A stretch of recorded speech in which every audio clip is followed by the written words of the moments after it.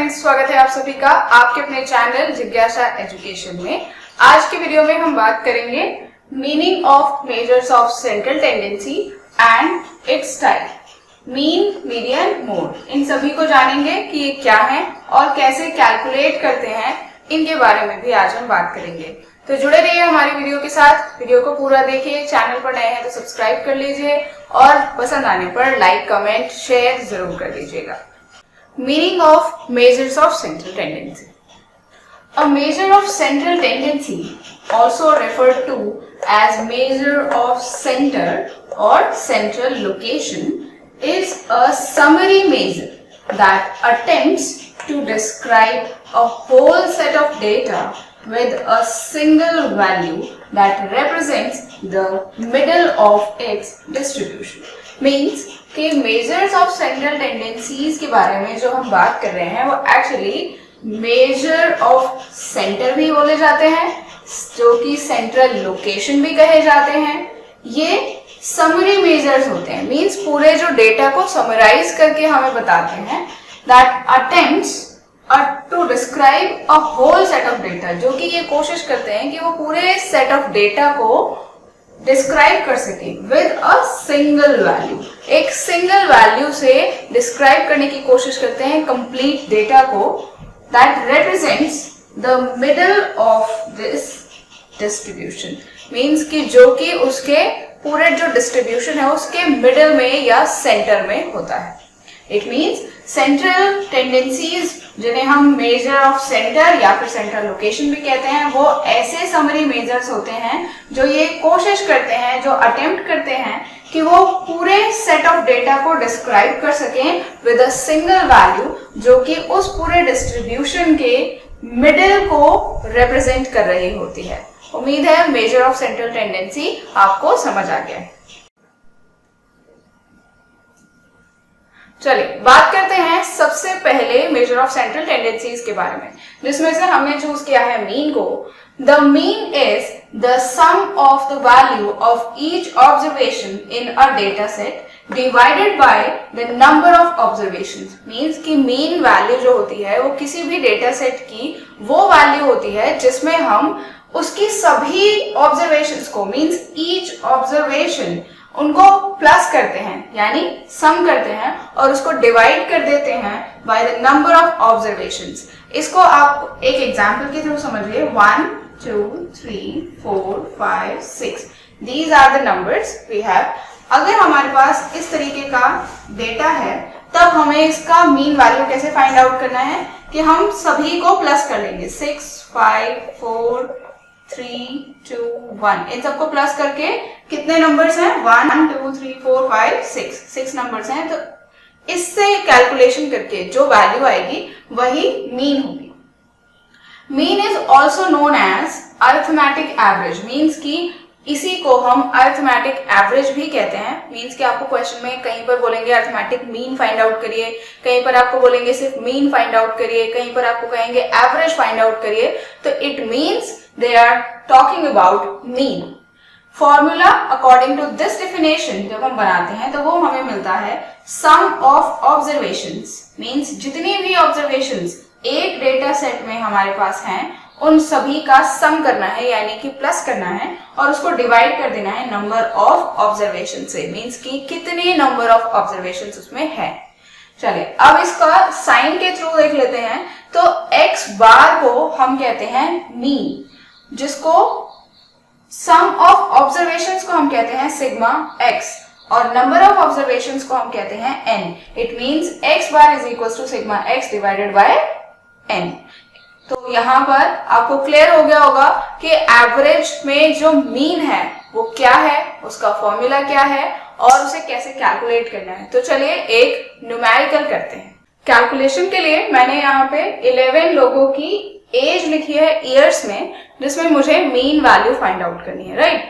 तो इसके लिए मैंने यहाँ पूरा डेटा लिख लिया है और एक फ्रीक्वेंसी टेबल यहाँ पर बनाई है। अगर आपको फ्रीक्वेंसी टेबल नहीं बनानी आती है तो आप मेरी प्रीवियस वीडियोस में जाकर देख सकते हैं, वहां पर किस तरीके से फ्रीक्वेंसी टेबल्स बनाई जाती हैं ये बताया गया है। तो चलिए देखते हैं आगे कि मीन को कैसे फाइंड आउट करना है। जैसे कि हमने अभी एक डेफिनेशन पढ़ी कि मीन क्या होता है? तो मीन होता है sum of all observations divided by number of observations. तो यहाँ पर आप सम ऑफ ऑल ऑब्जर्वेशंस करेंगे तो वो आपको मिलेगा 54 plus 54 plus 54 plus 55 plus 56 plus 57 plus 57 plus 58 plus 58 plus 60 plus 60 divided by 11। जब आप इसका टोटल करेंगे तो टोटल आएगा 623 डिवाइडेड बाय 11। इससे आप इसको डिवाइड करेंगे तो आंसर मिलेगा 56.6 ईयर्स। तो ये आपका जो वैल्यू आया है वही आपकी मीन वैल्यू है। इट मीन्स कि हमारा जो x बार, जिसे हम म्यू ही कहते हैं क्योंकि इसे पॉपुलेशन बार भी, पॉपुलेशन मीन कहते हैं, इसीलिए ये वैल्यू आएगी 56.6 ईयर्स। अब बात करते हैं दूसरे नंबर के सेंट्रल टेंडेंसी पर, जिसको कि हमने चूज किया है मीडियन।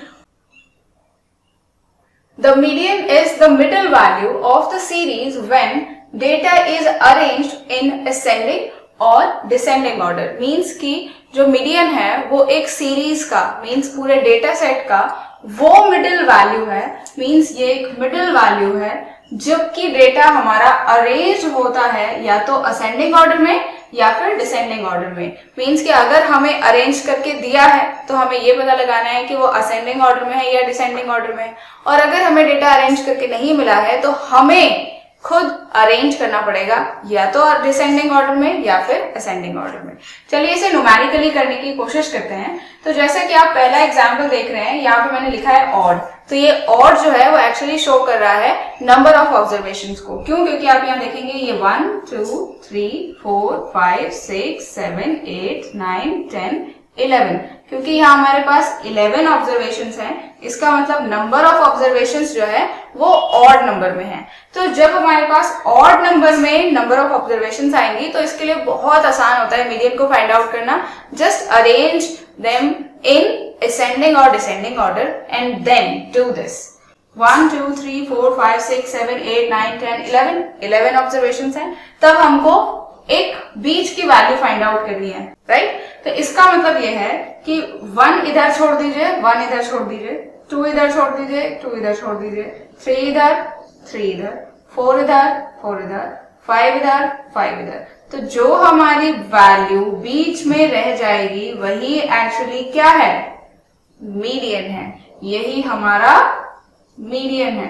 तो ये बहुत आसान होता है फाइंड आउट करना जब हमारे पास ऑड नंबर ऑफ ऑब्जर्वेशंस होती हैं। मींस हमारे पास 11 ऑब्जर्वेशंस है तो उसमें जो बीच का नंबर है वो छठे नंबर पर आएगा ऑब्वियसली, क्योंकि हमने 1 इधर से छोड़ना है, 1 इधर से, 2 इधर से, 2 इधर से, 3 इधर से, 3 इधर से, 4 इधर से, 4 इधर से, 5 इधर से, 5 इधर से। बीच में बचेगा 6, जो कि ना इधर आ रहा है आपके लेफ्ट हैंड साइड में आ रहा है, ना ही वो राइट हैंड साइड में आ रहा है। तो सिंपली 6 जो होगा वो आपका मीडियन होगा। अब बात करते हैं कि इवन नंबर का जो नंबर ऑफ ऑब्जर्वेशंस है हमारे पास, तब क्या होगा? क्यों? क्योंकि अगर आप इसे यहां से मान लीजिए एक नंबर इधर से छोड़ते हैं, एक इधर से छोड़ते हैं, एक नंबर इधर से छोड़ते हैं, एक नंबर इधर से छोड़ते हैं, एक इधर से, एक इधर से, एक इधर से, एक इधर से, एक इधर से, एक इधर से, तब तो 2 नंबर्स हमारे पास ऐसे बच गए कि अगर हम इन्हें छोड़ देंगे तो सीरीज में डेटा ही नहीं बचेगा कि किसको हम मिडिल वैल्यू कहेंगे। तो ऐसी कंडीशन में हम जैसा भी करते आए हैं कि बराबर बराबर छोड़ते रहेंगे, लेफ्ट में भी और राइट में भी। अब हम क्या करेंगे? सिंपली जो बीच में 2 नंबर्स हमारे बचे हैं उनको लेंगे और उन्हें जोड़ लेंगे, 56 प्लस 57, और डिवाइड कर देंगे उसको 2 से। तो चलिए देखते हैं क्या आंसर आता है। 7 and 6 टोटल मिलाकर आया 13, कैरी 1, 5 5 10 and 1 11 डिवाइड बाय 2। अब चलिए इसको डिवाइड करिए, 2 5 जा 10, 2 6 जा 12, पॉइंट यहाँ पर 1 बचेगा, डेसिमल लगा के 0 लगाएंगे तो 2 5 जा 10, यानी कि हमारी जो मीन वैल्यू आएगी वो आएगी कितनी? 56.5। तो उम्मीद है कि ऑड नंबर ऑफ ऑब्जर्वेशन में और इवन नंबर ऑफ ऑब्जर्वेशन में मीडियन को कैसे बहुत क्विकली फाइंड आउट करना है ये आपको समझ आ गया होगा। अब तक हमने बात की कि हम ट्रिक के तरीके से कैसे बहुत आसानी से क्विकली अपने मीडियन को अपनी दी हुई सीरीज में से फाइंड आउट कर सकते हैं। अब हम बात करेंगे बेसिक फॉर्मूला की। एक्चुअली जो छोटी क्लासेस में हमें पढ़ाया जाता है वो किस तरीके से कैलकुलेट किया जाता है। तो जैसे कि हमारे पास दो कंडीशंस है, ऑड नंबर की और इवन नंबर की। तो हमारे पास ऑड नंबर्स की कंडीशन में जो फॉर्मूला होता है 1 divided by 2 multiplied by n plus 1। तो यहाँ पर n जो है वो एक्चुअली नंबर ऑफ ऑब्जर्वेशन है, मीन्स 1 2 3 4 5 6 7 8 9 10 11, मीन्स n जो है हमारे पास है 11। तो अब हम अपने फॉर्मूला में वैल्यूज पुट कर सकते हैं। तो चलिए करते हैं। यहाँ पर है 1 डिवाइडेड बाय 2, n की जगह लिखेंगे 11 और प्लस 1 डिवाइडेड बाय 2। तो जब हम इसे सॉल्व करेंगे तो ये आएगा 1 डिवाइडेड बाय 2 और मल्टीप्लाई में आ जाएगा हमारे पास 12। जब हम इसको डिवाइड करेंगे तो आएगा 6, यानी जो 6th टर्म है ये यहाँ पर एक्चुअली टर्म दिया होता है। तो जो 6th टर्म है वही हमारा मीडियन है, 6 हमारा मीडियन नहीं है। तो चलिए 6th टर्म कौन सा है, ये फर्स्ट टर्म है, ये सेकंड है, ये थर्ड है, ये फोर्थ है, ये फिफ्थ है और ये 6th है। तो यानी कि हमारा 6th टर्म है 57। इसका मतलब मीडियन की वैल्यू है 6th टर्म जो है वो है 57, यही हमारा मीडियन है। अब बेसिक फॉर्मूला से सीखते हैं कि इवन नंबर ऑफ ऑब्जर्वेशन के केसेस में हम मीडियन को कैसे फाइंड आउट करेंगे। तो इसके लिए जो हमारे पास फॉर्मूला है वो थोड़ा लंबा है। 1 divided by 2 n divided by 2th term plus n divided by 2 plus 1th term, ये है हमारा formula to find out the median while we are using the even number of cases, right? तो यहाँ पे 1 डिवाइडेड बाई 2 लिखेंगे। अब देखेंगे कि n का वैल्यू क्या होगा। तो n हमें यहाँ पर काउंट करना है 1 2 3 4 5 6 7 8 9 10 11 12, मीन्स कि n जो है वो हमारे पास 12 है, यानी नंबर ऑफ ऑब्जर्वेशंस 12 है। तो हम जहां भी n देखेंगे वहां वैल्यू पुट करेंगे 12। तो यहाँ पर आपने लिखना है 12 divided by 2th term plus 12 divided by 2 plus 1th term, 1 divided by 2, इससे इसको आप डिवाइड करेंगे 6th टर्म, इससे इसको आप डिवाइड करेंगे 6। तो यहाँ पे 6th टर्म, ये आपको बहुत ध्यान रखना है कि ये 6th टर्म है, 6 नहीं है। 6 प्लस 1 यानी 7th टर्म। तो 6th टर्म आप फाइंड आउट करेंगे और 7th टर्म आप फाइंड आउट करेंगे। 1 2 3 4 5 6 में ये है और 7 में ये है। तो 6 की वैल्यू क्या है, 1 डिवाइडेड बाई 2 आप यहाँ कैरी ऑन करेंगे और 6th टर्म की वैल्यू है 56, 7th टर्म की वैल्यू है 57। अब आप यहाँ देखेंगे कि इसको हमें कैलकुलेट करना है। तो जो अब वैल्यू आएगी वो एक्चुअली टर्म नहीं होगी, वो एग्जैक्ट वैल्यू ही मीडियन होगी। 1 डिवाइडेड बाई 2 और यहाँ इन दोनों को प्लस करेंगे तो आंसर आएगा 7 प्लस 6, यानी कि आया 13, कैरी करेंगे 1, 5 5 10 एंड 1 11 डिवाइड बाई 2। अब इससे आप डिवाइड करिए तो आपको आंसर क्या मिलेगा, 56.5 ईयर्स। तो हमारी जो मीडियन होगी इवन नंबर के केसेस में वो होगी 56.5 ईयर्स। समझने की कोशिश करते हैं what is mode. Mode is the most commonly occurring value in a distribution, means कि हमारी जो डिस्ट्रीब्यूशन है, जो डेटा सेट है, उसमें सबसे ज्यादा आने वाली जो वैल्यू है वही हमारा मोड होती है। जैसे कि आप यहाँ पर एक सीरीज देख रहे हैं, मैंने यहाँ नंबर ऑफ सीरीज लिखी है, तब इसमें आपको मोड फाइंड आउट करना है। तो अकॉर्डिंग टू दिस डेफिनेशन हमें ढूंढना है कॉमनली अकरिंग वैल्यू, जो सबसे ज्यादा वैल्यू आई है, सबसे ज्यादा बार आई है, जिसकी फ्रीक्वेंसी सबसे ज्यादा है, वही एक्चुअली हमारा मोड होगा। तो चलिए इसमें देख लेते हैं कि कौन सा नंबर कितनी बार आया है। इसके लिए हम एक फ्रीक्वेंसी टेबल बनाते हैं जिसमें हम यहाँ लिखेंगे एज एंड यहाँ पर लिखेंगे फ्रीक्वेंसी। तो यहाँ पर आप देखेंगे 54, 55, 56, 57, 58 एंड 60, ये हमारी एजेस हैं। अब देखना है 54 कितने टाइम आया है, 1 2 3, यानी 54 आया है 3 time, 55 1 time, 56 1 time, 57 is 2 time, 58 is 2 time and 60 is 2 time.